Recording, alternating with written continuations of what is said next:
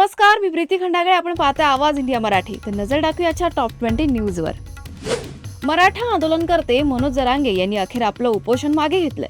सरकारच्या शिष्टमंडळासोबत तब्बल 2.5 तास झालेल्या चर्चेनंतर हा निर्णय घेण्यात आलाय. चर्चेदरम्यान सरकारने मनोज जरांगे यांच्या सर्व प्रमुख मागण्या मान्य केल्याची माहिती समोर आली. तसेच सातारा गॅझेट संदर्भात सरकारने 1 महिन्याचा वेळ मागितला आहे. यानंतर मंत्री राधाकृष्ण विखे पाटील आणि प्रसाद लाड यांच्या हस्ते पाणी पिऊन मनोज जरांगे यांनी उपोषण सोडलं. त्यामुळे मराठा आरक्षण आंदोलनाला महत्त्वाचं वळण मिळालं आहे. धडाडीचे संधी अधिकारी तुकाराम मुंडे यांनी आयुक्तपदाचा पदभार स्वीकारताच विभागात कारवाईचा धडाका सुरू केलाय. मुंडे यांनी गेल्याच आठवड्यात आपत्ती व्यवस्थापन विभागातून अन्न व औषध प्रशासन विभागात बदली करण्यात आली होती. त्यानंतर पदभार स्वीकारताच त्यांनी खात्याचे मंत्री नरहरी झिरवळ यांची भेट घेत कामकाज सुरू केलं. आपल्या कामाची पद्धत पहिल्याच दिवसापासून अवलंबात आणत तुकाराम मुंडेंनी राज्यातील अवैध गुटखा, मेडिकल कंपन्यांसह हॉटेल व्यावसायिकांवर कारवाईचा धडाका लावला. आतापर्यंत 28 दुकानं सील करण्यात आली असून 33 आरोपींना अटक करण्यात आल्याची माहिती आहे.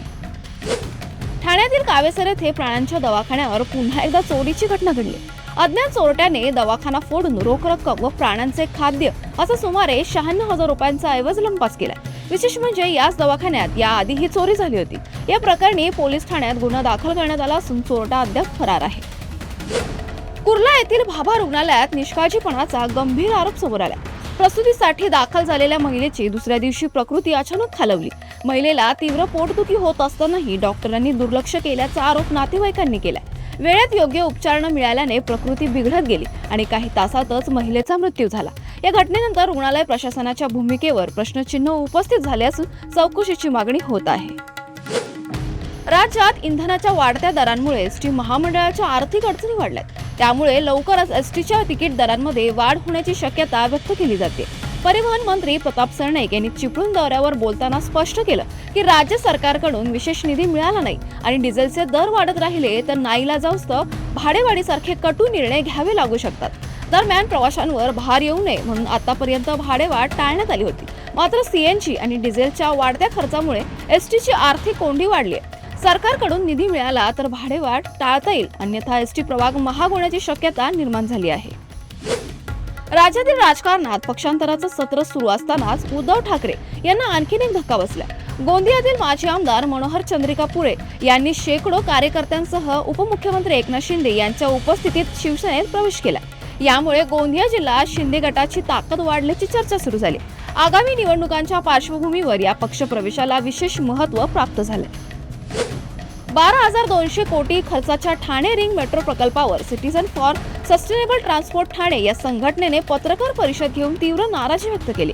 या परिषदेत नगररचनाकार सुलक्षणा महाजन, वकील व नगर नियोजन तज्ञ हेमा रमानी, पर्यावरण तज्ञ डॉक्टर नागेश टेकडे तसंच मेट्रो मार्गावरील रहिवासी प्रतिनिधी उपस्थित होते. प्रकल्पाबाबत पारदर्शकता, पर्यावरण परिणाम आणि नियोजनावर गंभीर प्रश्न उपस्थित करण्यात आले.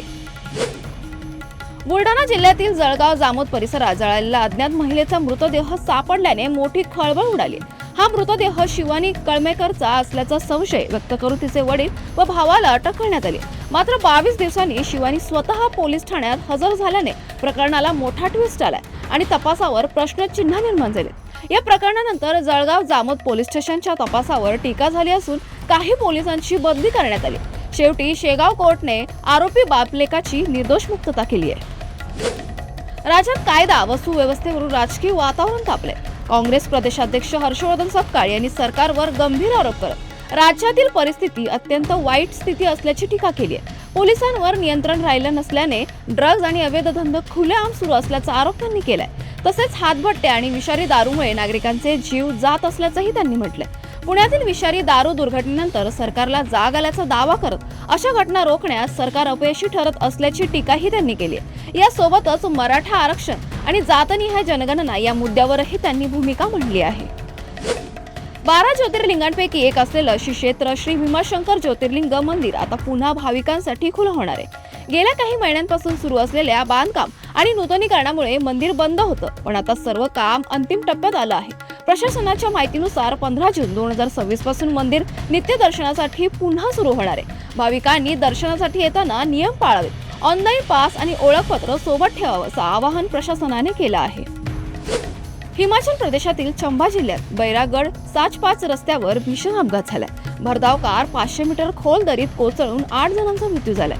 2 पर्यटक, कुटुंब आणि चालक मिळून टॅक्सीने प्रवास करत असताना रात्रीच्या अंधारात आणि निसरड्या रस्त्यामुळे हा अपघात झाला. SDRF आणि पोलिसांकडून बचाव कार्य सुरू असून दुर्गम भागामुळे अडचणी येत आहेत.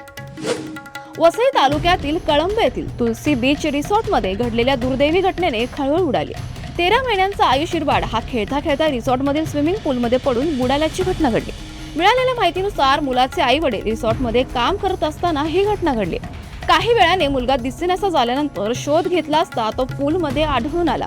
या घटनेनंतर रिसॉर्टमधील सुरक्षा व्यवस्थेबाबत गंभीर प्रश्न उपस्थित होत आहेत. गर्दीच्या वेळेही लाईफगार्ड आणि सुरक्षा यंत्रणा पुरेशी होती का, यावर स्थानिकांकडून प्रश्नचिन्ह उपस्थित केले जातात.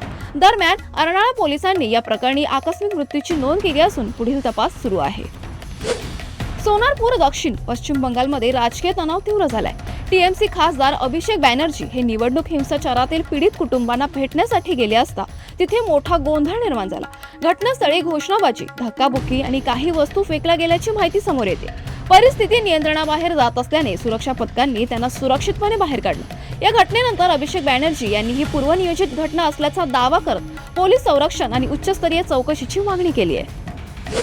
धाराशिव जिल्ह्यातील परंडा तालुक्यातील कपिलपुरी गावात एक हृदयद्रावक घटना घडली. शेतातील पाण्यातून विद्युत पंप बाहेर काढताना अचानक विजेचा तीव्र शॉक लागल्याने अनिल श्रीधर देवळकर जैन आणि अक्षय बिभीषण कुंभार या 2 तरुणांचा दुर्दैवी मृत्यू झाला. या घटनेमुळे गावात शोककळा पसरली असून परिसरात हळहळ व्यक्त केली जात आहे. मुंबईकरांसाठी दिलासादायक बातमी. अनेक दिवसांच्या उकाड्यानंतर मुंबईच्या पश्चिम उपनगरांमध्ये जोरदार पावसाची हजेरी लागली.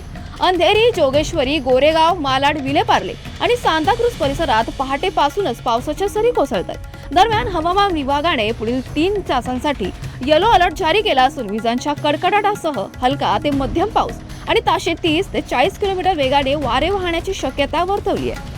मुंबईसह पालघर आणि ठाणे जिल्ह्यातही पावसाचा अंदाज असून कोकणातील रायगड, रत्नागिरी आणि सिंधुदुर्गामध्येही मेघगर्जनेसह पावसाची शक्यता आहे.